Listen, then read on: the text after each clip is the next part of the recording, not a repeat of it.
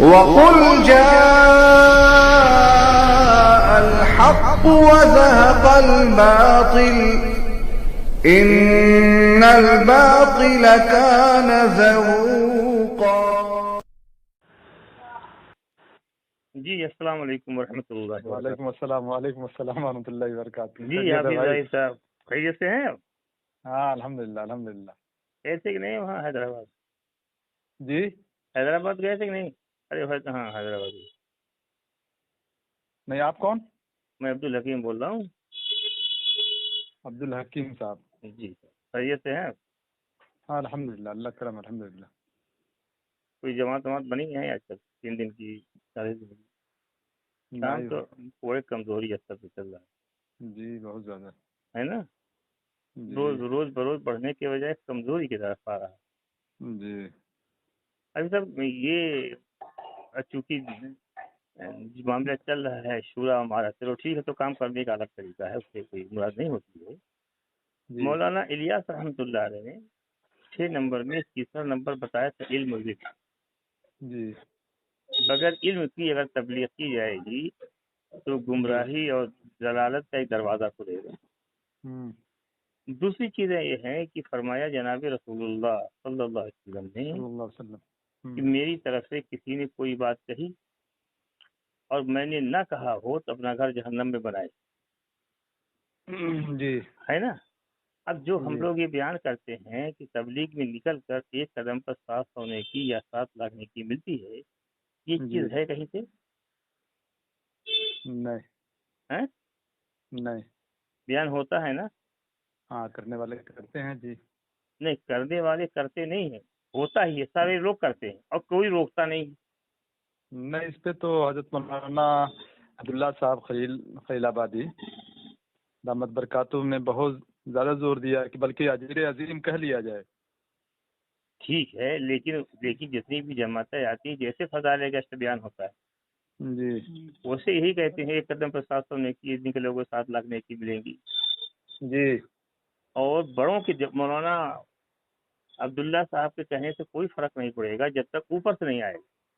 جی مولانا ابراہیم صاحب ہوں یا مولانا جی عمر صاحب، یہ کہیں گے یہ چیزیں نہ کہو، اسی دن سے رک جائے گا. جی لیکن یہ لوگ کہتے نہیں. اس کی جتنی بھی جماعتیں ہوئے، چاہے شورا کیا ہوئے یا امارت کیا ہوئے، جی دونوں ہی بیان کرتے ہیں. ہو رہا کہ نہیں ہو رہا؟ نہیں ہوتا ہے. تو یہ غلط چیزیں تبلیغ کے نام پر حدیث میں تحریف چل رہی کہ نہیں چل رہی ہے؟ بالکل چل رہی ہے. تو اس سے خدا کا عذاب آئے گا یا غصہ آئے گا؟ بالکل عذاب نہیں آنا ہے. تو عذاب اس لیے آ رہا ہے تو اس وقت مسلمانوں پر جو آفتیں آ رہی ہیں اس کی وجہ کیا تبلیغی جماعت ہے؟ کہا جا سکتا ہے نا. جی تو یہ امت کے اندر دین پھیلا رہے ہیں یا بددینی پھیلا رہے ہیں؟ بددینی ہی کہا جائے گا. بددینی کہا جائے گا. چند چیزیں میں بتا رہا ہوں، جیسا کہ یہ بیان ہوتا نا عبداللہ ابن رواحہ رضی اللہ تعالیٰ عنہ کا واقعہ کہ جمعہ کی نماز نبی کریم صلی اللہ علیہ وسلم کے پیچھے پڑھنے کی وجہ سے رک گئے. آپ نے پوچھا کیوں رک گئے؟ کہیں بھائی آپ نے کہا تھا عبداللہ ابن رواحہ شہید ہو جائیں گے تو فلاں امیر بنے گا تو فلاں امیر بنے گا. اب تو پکا یقین ہے میں شہید ہوں گا، اس لیے سوچا کہ آخری جمعہ کی نماز آپ کے پیچھے پڑھ لوں. تو رسول اللہ صلی اللہ علیہ وسلم نے فرمایا کہ تم اپنے ساتھیوں سے 500 سال پیچھے ہو گئے. ہے نا حافظ صاحب؟ جی جی جی یہ چیزیں تبلیغ پر بیان کی جا سکتی ہیں نہیں؟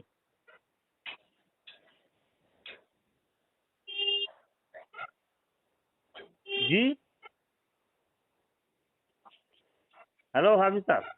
ہاں سن رہے ہیں. دیکھیے ہمارے یہاں پہ مذاکرہ ہو رہا ہے، مذاکرے میں بہت ساری چیزیں کلیئر ہو جاتی ہیں. تو جو یہ چیزیں بیان ہوتی ہیں بیان کرنا چاہیے تبلیغ پر کی نہیں؟ بولیے آپ حافظ صاحب. آپ تو اپنے علاقے کے ذمہ دار ہیں. نہیں صاحب کس میں ذمہ دار ہے. اچھا ٹھیک ہے، نہیں ذمہ دار ہے لیکن ایک بھرپور تبلیغی آدمی ہے. تو یہ چیزیں جو بیان ہو رہی ہیں صحیح ہیں یا غلط ہیں؟ غلط ہے. تو کیوں بیان ہو رہی ہیں؟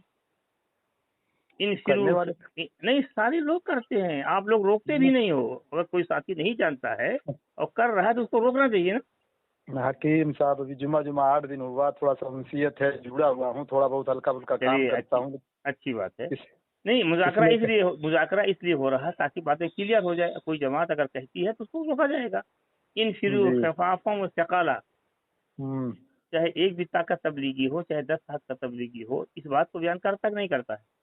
ہوں ہلکے یا بوجھل اللہ کے راستے میں نکلو. تو یہ آیت تبلیغی جماعت والے بیان کر سکتے ہیں کہ نہیں؟ نہیں کر سکتے نا. تو ہو رہا کہ نہیں ہو رہا. تو اب یہ تبلیغ کے نام پر قرآن حدیث کی جو تشریحات غلط کر کے امت کو بیان کر رہے ہو تو ان کے عقائد کو خراب کر رہے ہیں کہ نہیں تبلیغ والے؟ بالکل خراب کر رہے ہیں. عام جنتا کی، عام پبلک کی عقائد کو خراب کر رہے ہیں نہیں کر رہے؟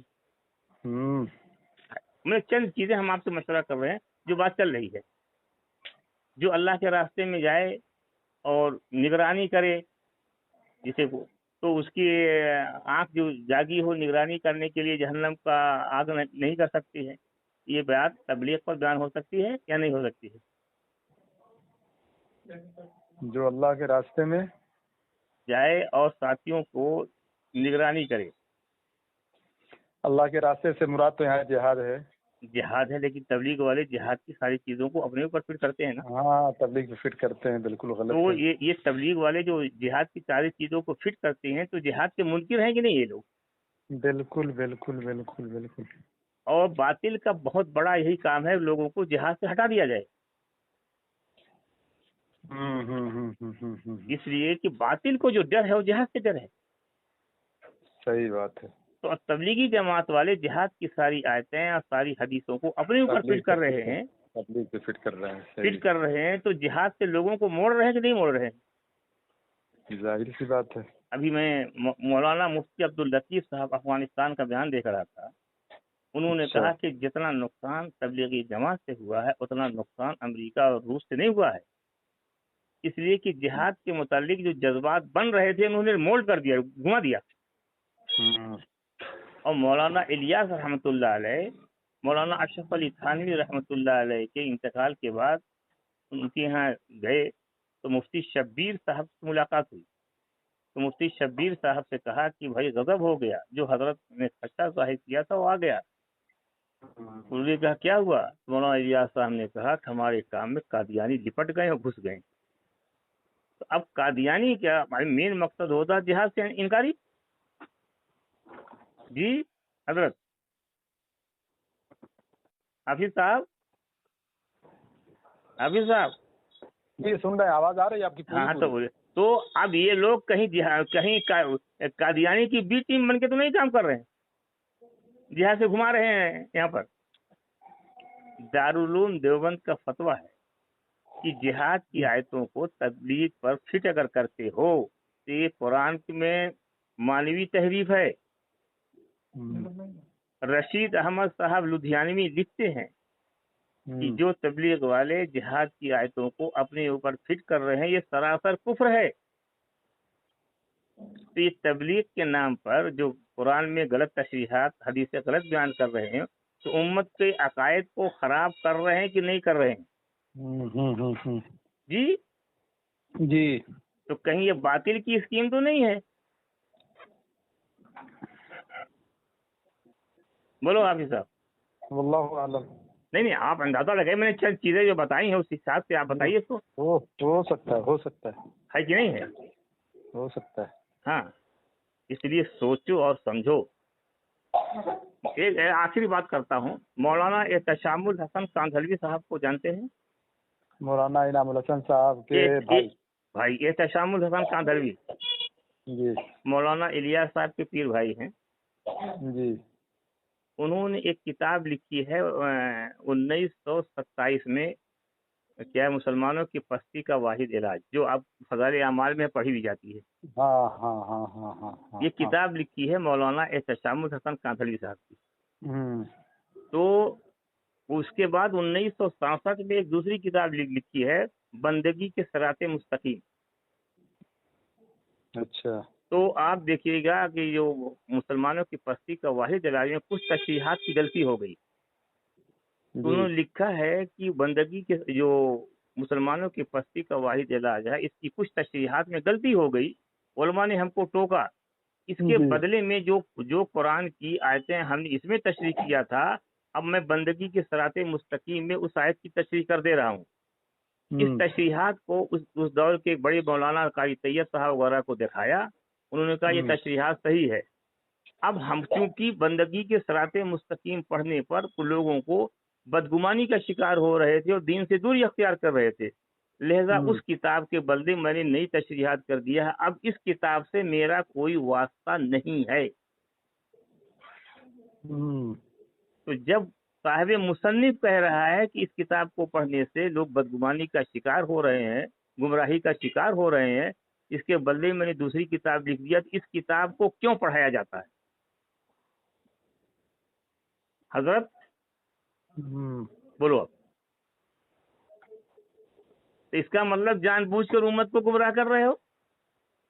اور آگے لکھا انہوں نے کہ چونکہ اس وقت مسلمانوں پر جو آفتیں آئی ہیں وہ بندگی کے صراط مستقیم میں صفحہ نمبر 30 پر ضرورت ہوگی میں بھیج دوں گا آپ کو کہ چونکہ تبلیغ کے نام پر قرآن و حدیث کی تشریحات غلط پہنچائی جا رہی ہے جو امت پر آفت آ رہی ہے اس کی وجہ تبلیغی جماعت بندگی کے صراط مستقیم پیج نمبر 30 سے لکھا ہے. تو آپ لوگ ہاں ضرورت ہے میرے پاس موجود ہے میں سینڈ کر دوں گا آپ کو. اچھا جی تو اب معاملہ اس چیز کا ہے کہ آپ لوگ اپنا پیسہ خرچ کرتے ہو اپنا وقت خرچ کرتے ہو اور کام یہودی کا کرتے ہو امت کو گمراہ کر رہے ہو.